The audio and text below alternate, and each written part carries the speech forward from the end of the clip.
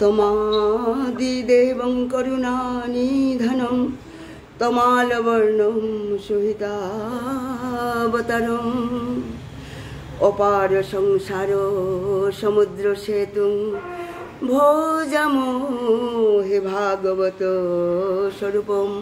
নিত্যলীলা প্রবিষ্ট জয়ং বিষ্ণুপাদ পরমহংস মহাপুরুষ মহাভাগবত অষ্টোত্তর শত শ্রী শ্রীমৎ স্বামী শিবানন্দ গোস্বামী মহারাজের চরণে আমার কোটি কোটি দণ্ডবত প্রণাম। আমার সমস্ত রূপানুগ গুরুবর্গ গুরু পরম্পরা এবং সমস্ত আচার্যবর্গের চরণে আমার কোটি কোটি দণ্ডবত প্রণাম।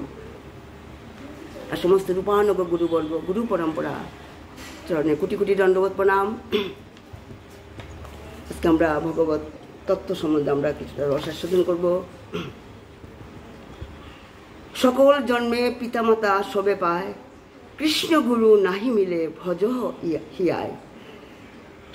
সব জন্মে আত্মা মানুষ হয়ে বা পক্ষী হয়ে বৃক্ষ হয়ে বিভিন্ন রকমের তারা বিভিন্ন মাতা পিতা পায়। সেটা খুব কঠিন ব্যাপার নয়, কিন্তু সদ্গুরু পাওয়া এবং কৃষ্ণকে পাওয়া অত্যন্ত কঠিন।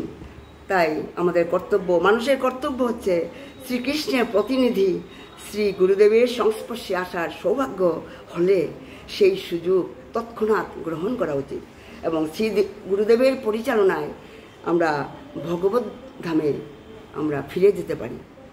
কারণ গুরুদেব ছাড়া কখনো আমরা ভগবত ধামে আমরা এই ত্রিতাপ জ্বালা থেকে আমরা মুক্তি লাভ করতে পারবো না। তাই আমাদের একটা কথা মনে রাখতে হবে, আমরা যে এখানে যে এই গ্রন্থ শোনার জন্য আমরা বসেছি, পাঠ শোনার জন্য বসেছি, আমাদের মধ্যে এই যে এটা বই বা এই গ্রন্থটা যে এটা স্বয়ং ভগবান বিরাজমান, এটা শুধু একটা গ্রন্থ নয়, কিন্তু স্বয়ং ভগবান বিরাজমান। নাহং তিষ্ঠামি বৈকুণ্ঠে যোগিনাং হৃদয়েষু বা যত্র গায়ন্তি মদ্ভক্ত যত্র তিষ্ঠন্তি নারদা। এই ভাগবত সাক্ষাৎ ভগবান শ্রীকৃষ্ণ গোবিন্দ, স্বয়ং বাকি বিহারী, স্বয়ং মদনমোহন, রাসবিহারী, রাধারমন, কত যে নাম, কত কত নাম ভগবানের। তাই ভগবানের চরণে মনকে সপে আমরা কথা রস আস্বাদন করবো। ভগবানের কৃপা ছাড়া, গুরুদেবের কৃপা ছাড়া আমরা না পারবো কথা বলতে বা না পারবো শুনতে। তাই এই পরম মঙ্গলময় এই শ্রীমদ্ ভাগবত, এই পুরাণ পরমহংস সংহিতা আমাদের বৈষ্ণবদের পরম ধন। এই ভাগবত কথা সুরানামপি সুদুর্লভ, সুরানামপি দুর্লভ, দেবতাদেরও দুর্লভ। সুরানাম কি দেবতাদেরও দুর্লভ। আর আমরা কি বলি? আমরা বলি যে আমাদের শোনারও সময় নেই, আমাদের তো মরবারেও সময় নেই। আসলে এই হচ্ছে আমাদের দশা। তাই তো মহারাজ পরীক্ষিত যখনই জানতে পারলেন যে মৃত্যুর আর 7 দিন বাকি আছে, তখন তিনি একটা ক্ষণ নষ্ট না করে তিনি গঙ্গার তীরে এসে বসেছিলেন। আর সেখানে 88,000 মুনি বসেছিলেন, তাদেরকে শ্রেয়স সম্বন্ধে জিজ্ঞাসা করেছেন, প্রেয়স সম্বন্ধে কিন্তু জিজ্ঞাসা করেননি মহারাজ পরীক্ষিত। কারণ তিনি ছিলেন পরম বৈষ্ণব, বুদ্ধিমান ছিলেন। তিনি শ্রেয়স সম্বন্ধে প্রশ্ন করেছিলেন। তাই গুরুদেবের কাছে তিনি হরিকথা শুনেছিলেন। এই রস কিন্তু না স্বর্গলোকে, না মর্তে, না স্বর্গলোকে, না বৈকুণ্ঠে, না ব্রহ্মলোকে, না কৈলাসে এই কথা শোনা যায়। এটা শুধু এই পৃথিবীর লোকেই, এই মর্তলোকেই আমরা আস্বাদন করতে পারি। অথহ পিবন্তু, তাই তো বলা হচ্ছে এটা এই অমৃত পান করো, নিত্য পান করো। ভাগবত শ্রবণ করার ফলে আমাদের পিতৃপুরুষরাও সন্তুষ্ট হন। এখন তো পিতৃপুরুষ চলছে, পিতৃপক্ষ চলছে এখন 15 দিন ধরে, 21 তারিখ পর্যন্ত পিতৃপক্ষ। তাই রোজ সদাশিবং সদাশিবং নিত্যং ভাগবত সেবয়। তাহলে আমাদের পিতৃপুরুষরাও তারাও সন্তুষ্ট হয়ে যাবে। শাস্ত্রে এটাই লেখা আছে। আমাদের উপরে যে লোক আছে সেটাকে বলা হয় ভুবর লোক, তার উপরে আছে স্বর্গলোক, তাই না? এই ভুবর লোক হচ্ছে পিতৃপুরুষদের লোক। আর স্বর্গের নিচে হচ্ছে পৃথিবী লোক। স্বর্গের নিচে স্বর্গের নিচে পৃথিবীর উপর সেটা মধ্যখানে ভূর লোক ভুবর লোক বলা হয়। আর যখন আমরা ভাগবত কথা শুনতে আরম্ভ করি বা শ্রবণ করি বা পাঠ আরম্ভ করি, তার যেখানে ভাগবত চর্চা হয়, সেখানে শাস্ত্রে লেখা আছে, তখন আমাদের পিতৃপুরুষরা মানে তারা ভুবর লোকে থেকে হাতের তালি বাজিয়ে নাচতে আরম্ভ করে মানে, আর কারণ তারা মনে করে যে বাড়িতে মানে বাকি বিহারি এসে গেছে, মানে স্বয়ং রাধা মাধব বাড়িতে এসে গেছে। তারা আনন্দে নৃত্য করতে আরম্ভ করে। আমি ছোট্ট একটা আমরা লীলা আস্বাদন করবো। এই পিতৃপক্ষ উপলক্ষে একজন ভক্ত ছিল, সে খুব ভজন করত, ভগবানের পরম ভক্ত ছিল।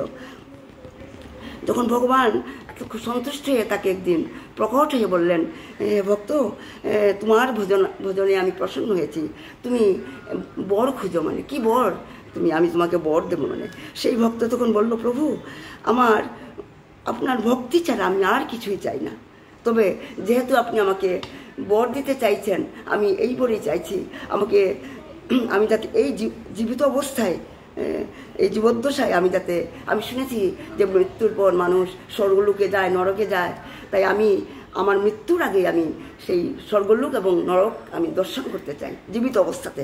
ভগবান বললেন, তথাস্তু, মানে তোমার আশা আমি পূর্ণ করব।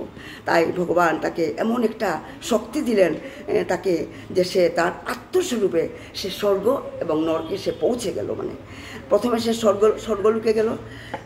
স্বর্গ হচ্ছে ভোগের ভূমি, মানে স্বর্গে ভোগ বিলাস দেখে সে অত্যন্ত মানে আশ্চর্যিত হয়ে গেল। মানে আর সেখানে সবাই মানে অপ্সরারা মানে নাচছে, সবাই সুমরস পান করছে, সবাই মানে রস আনন্দ মানে ফুর্তি করছে। মানে হঠাৎ তার নজরে পড়লো একটা জায়গায় বসে একটা ব্যক্তি খুব কাঁদছে, মানে সে খুব দুঃখী ছিল সে। তখন সেই ভক্ত তাকে প্রশ্ন করলো, এখানে এত ভোগ, অপ্সরা নাচছে, যা চাও তাই তো পাচ্ছ, কল্পবৃক্ষ আছে এখানে, তবে কেন তুমি এত দুঃখী, কেন কাঁদছো তুমি? তখন সে বলল, আমি এত সুখ ভোগ করছি এখানে, সেটা আমার পুণ্যের ফলে আমি লাভ করেছি, মানে পুণ্যের ফলে আমি স্বর্গলোকে আমি এসেছি, কিন্তু আমি এখন কাঁদছি কারণ এইমাত্র আমি জানতে পারলাম আমার পৃথিবীতে, আমার বংশে, আমার কুলে একটা দুষ্ট ব্যক্তি জন্ম নিয়েছে, আর সে এত পাপকর্ম করছে যে আমি বুঝতে পারলাম যে তার পাপ কাজের ফল আমাকেও ভুগতে হবে। আমি এইমাত্র জানতে পারলাম যে আমার কুলে, আমার বংশে একটা পাপী ব্যক্তি, দুষ্ট ব্যক্তি জন্ম নিয়েছে, আর তার ফল আমিও ভোগ করব।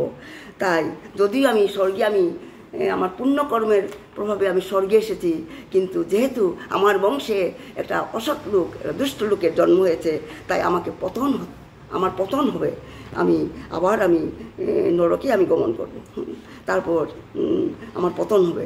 এইবার সেই ভক্ত তখন নরকে গমন করলো, আর সেখানে গিয়ে দেখলো ভয়ঙ্কর অবস্থা, মানে তার হৃদয় কেঁপে উঠলো। মানে কাউকে আগুনে পোড়ানো হচ্ছে, কাউকে মানে মারা হচ্ছে, কাউকে সর্পদংশন করছে, ভয়ানক শাস্তি ভোগ করছে সবাই, মানে কি কষ্ট। আর তবু সেই ভক্ত কিন্তু মনের শক্তির দ্বারা সমস্ত নরকের দর্শন করলো। হঠাৎ সে দেখতে পেল একটা ব্যক্তি যাকে খুব চাবুক মারা হচ্ছে, কিন্তু চাবুক মারছে, পাঠানো হচ্ছে, তবুও সে হাসছে, মানে হেসেই চলেছে সে। সেই ভক্ত অত্যন্ত মানে আশ্চর্যান্বিত হয়ে তার কাছে গিয়ে জিজ্ঞাসা করলো, তোমার এত কষ্ট হচ্ছে, তোমাকে মারা হচ্ছে, পাঠানো হচ্ছে, তবুও তুমি আসছো কেন, তুমি এত প্রসন্ন তুমি?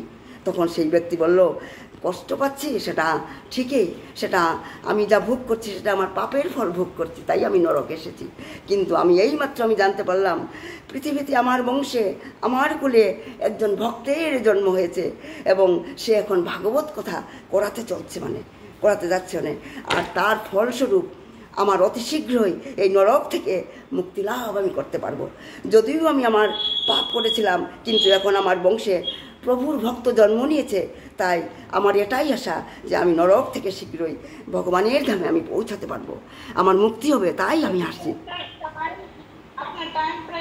আচ্ছা, ঠিক আছে রিনা, আচ্ছা, থ্যাংক ইউ। তাই ভাগবত শোনার এতই মহিমা, মানে কারো মানে কুলে যদি একজন ভক্তের জন্ম হয়, তার উদ্ধার হয়ে যায়। তাই তো আমরা দেখছি যে মানে ভগবান হচ্ছেন সচ্চিদানন্দ বিগ্রহ, জন্মান্তরে পুণ্যং ভবেৎ তথা ভাগবতং লভেৎ। আমাদের অনেক অনেক জন্মের পুণ্য ফলে যখন পুণ্য লাভ হয় তখনই আমরা ভাগবত শোনার ভাগ্য, শোনার সৌভাগ্য লাভ করি। হরিকথা জীবনে আমাদের সঠিক রাস্তা দেখায়। আর যেভাবে কৃপাসার্থ তাকে মানে এই প্রেমের অমৃত পান করায়। আর যারা সদা সেব্যং, যারা নিত্য ভাগবত শুনতে চায় তাকে আমরা আমরা আমরা অতি শীঘ্রই আমরা বাঁকি বিহারীর রাধা মাধবের আমরা দর্শন পেতে পারি। তাই তো বলা হয়, নাম শুনে যার প্রেম জাগে মনে, চোখে আনে এত জল, সখী এ হরি কেমন বল, সে কি আসে পৃথিবীতে, গাহে পারছি না, রাধা নাম বাঁশরীতে, যার অনুরাগে বিরোহী যমুনা হয়ে উঠে চঞ্চল। যার নাম শুনে যার প্রেম আসে মনে, চোখে আনে শুধু সেই বাঁকি বিহারীর আমরা দর্শন পেয়ে যাব। আমার সময় শেষ হয়ে গেছে। নিতাই গৌ সীতানাথ প্রমানন্দে, হরি হরি বল। শিবানন্দ বাবা কি হরি বল, হরি বল। প্রণাম প্রণাম প্রণাম প্রণাম।